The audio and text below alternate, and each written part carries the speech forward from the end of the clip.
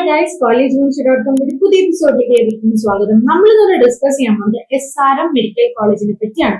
അതിന്റെ about college, അതിന്റെ seat matrix എങ്ങനെയാണ്, പിന്നെ ഫീ സ്ട്രക്ചർ, മാനേജ്മെന്റ് കോട്ടയിൽ എത്രയാണ്, NRI കോട്ടയിലേക്ക് എത്രയാണ്, ഇതൊക്കെയാണ് നമ്മൾ ഈ ഒരു വീഡിയോയിലൂടെ ഡിസ്കസ് ചെയ്യാൻ പോകുന്നത്. സോ വീഡിയോയിലേക്ക് പോകാം. ഇന്ത്യയിലെ ഏറ്റവും വലിയ മൾട്ടി ഡിസിപ്ലിനറി ഉന്നത വിദ്യാഭ്യാസത്തിലെ സ്ഥാപനത്തിലൊന്നാണ് SRM. അവരുടെ ഇൻഫ്രാസ്ട്രക്ചർ ആയിക്കോട്ടെ, ലബോറട്ടറി, എക്സ്പീരിയൻസ് ഫാക്കൽറ്റി ഒക്കെ തന്നെ വളരെ നല്ല കോളേജ് കൂടിയാണ് SRM എന്ന് പറയാനുള്ളത്. എഡ്യൂക്കേഷൻ ഫീൽഡിൽ 40 വർഷവും ഫീൽഡ് ഓഫ് ഹെൽത്ത് കെയറിൽ 17 വർഷവും ആയതുകൊണ്ട് തന്നെ ക്വാളിറ്റി ഓഫ് എഡ്യൂക്കേഷൻ ആണ് നിങ്ങൾ ആദ്യം തന്നെ നോക്കേണ്ടത്. 1590 ബെഡഡ് ഹോസ്പിറ്റൽ കൂടിയാണ് SRM മെഡിക്കൽ കോളേജ് എന്ന് പറയുന്നത്. 24/7 എമർജൻസി, ട്രോമ കെയർ എന്നിങ്ങനെ ഒട്ടനവധി ഫെസിലിറ്റീസും, കാർഡിയോളജി, യൂറോളജി തുടങ്ങിയ സൂപ്പർ സ്പെഷ്യാലിറ്റി വിഭാഗങ്ങൾ ഉൾപ്പെടെ. SRM മെഡിക്കൽ കോളേജിനെ പറ്റി കൂടുതൽ പറയാൻ വേണ്ടിയിട്ട് നമുക്ക് അവിടെ നല്ലൊരു പേഷ്യന്റ് റേഷ്യോ തന്നെയുള്ള ഒരു കോളേജാണ് SRM മെഡിക്കൽ കോളേജ് എന്നുള്ളത്. 2005 SRM മെഡിക്കൽ കോളേജ് സ്റ്റാർട്ട് ചെയ്യുന്നത്. തമിഴ്നാട് ചെങ്കൽപേട്ട എന്ന സ്ഥലത്താണ് ഇത് ലൊക്കേറ്റ് ചെയ്തേക്കുന്നത്. NIRF റാങ്കിങ് നോക്കുകയാണെന്നുണ്ടെങ്കിൽ 20 ആണ് വരുന്നത് അവർക്ക്.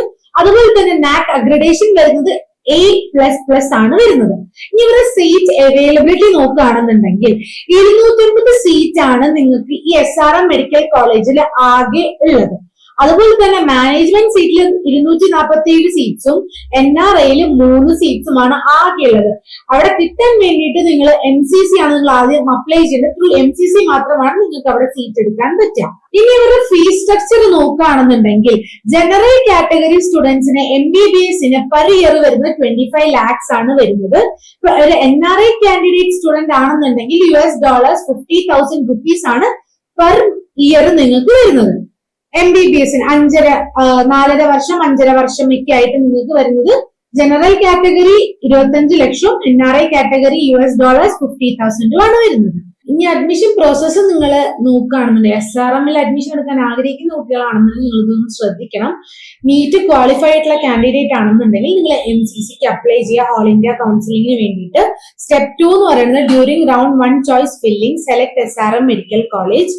Programme name first preference. നിങ്ങൾ MBBS ആണെന്നുണ്ടെങ്കിൽ നിങ്ങൾ MBBS ചൂസ് ചെയ്യുക. SRM ഫസ്റ്റ് പ്രിഫറൻസ് ആയിട്ട് ഫസ്റ്റ് പ്രയോറിറ്റി ആയിട്ട് നിങ്ങൾ വെക്കുക.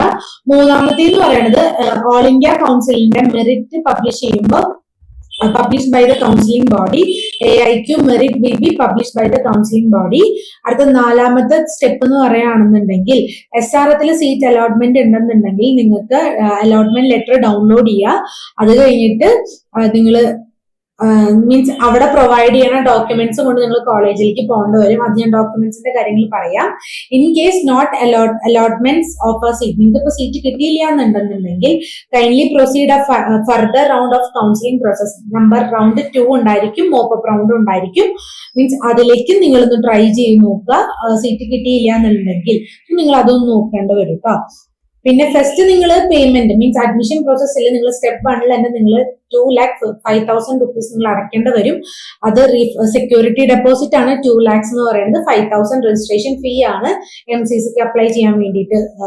സോ 2,05,000 rupees നിങ്ങൾ അടയ്ക്കേണ്ടി വരും. റീഫണ്ടബിൾ ആയിരിക്കും 2 lakhs എന്ന് പറയുന്നത്. കിട്ടിയാലും കിട്ടിയില്ലെങ്കിൽ റീഫണ്ടബിൾ ആയിരിക്കും. ഇനി നിങ്ങൾക്ക് ഡോക്യുമെന്റ് റിക്വയർഡ്സ്, ഇപ്പൊ കിട്ടിയ കുട്ടികൾക്ക് എന്തൊക്കെ ഡോക്യുമെന്റ്സ് ആണ് നിങ്ങൾക്ക് വേണ്ടതെന്നുള്ളത് ഞാൻ പറയാം. First NEET UG allotment letter നിങ്ങളുടെ കയ്യിലുണ്ടായിരിക്കണം. NEET score card and rank letter വേണം. 10th സ്റ്റാൻഡേർഡ് മാർക്സ് കാർഡ് വേണം. 12th സ്റ്റാൻഡേർഡ് മാർക്സ് കാർഡ് വേണം. ട്രാൻസ്ഫർ സർട്ടിഫിക്കറ്റ് വേണം. കോണ്ടാക്ട് സർട്ടിഫിക്കറ്റ് വേണം. മൈഗ്രേഷൻ സർട്ടിഫിക്കറ്റ് വേണം. ഫിസിക്കൽ ഫിറ്റ്നസ് സർട്ടിഫിക്കറ്റ് വേണം. ബ്ലഡ് ഗ്രൂപ്പ് സർട്ടിഫിക്കറ്റ് വേണം. കാറ്റഗറി സർട്ടിഫിക്കറ്റ് വേണം. Aadhaar card copy of a student വേണം. PAN card copy of a parent വേണം. ഫോട്ടോഗ്രാഫ്സ് വേണം. 3 റീസെന്റ് ഫോട്ടോഗ്രാഫ്സ് വേണം. ഇതിന്റെയൊക്കെ പ്ലസ് 3 അറ്റസ്റ്റ് കോപ്പിയും കൂടെ നിങ്ങളുടെ കയ്യിലുണ്ടായിരിക്കും. ഇപ്പൊ നിങ്ങൾ ഒരു NRI കാൻഡിഡേറ്റ് ആണെന്നുണ്ടെങ്കിൽ passport copy of A parents residential certificate issued by the embassy of the country, employment certificate of a parent, income tax document request as per the income tax. അതിന്റെ 3 attest copy നിങ്ങളുടെ കയ്യിലുണ്ടായിരിക്കണം. So ഇനി SRMത്തിലേക്കോ അല്ലെങ്കിൽ വേറെ കോളേജസിലേക്ക് MBBS admission എടുക്കാൻ ആഗ്രഹിക്കുന്ന കുട്ടികളാണെന്നുണ്ടെങ്കിൽ ഈ സ്ക്രീനിൽ കാണുന്ന നമ്പറിലേക്ക് നമ്മളെ കോൺടാക്ട് ചെയ്യുക. സോ നമുക്ക് നിങ്ങളെ ഹെൽപ്പ് ചെയ്യാൻ പറ്റുന്നതായിരിക്കും. So thank you.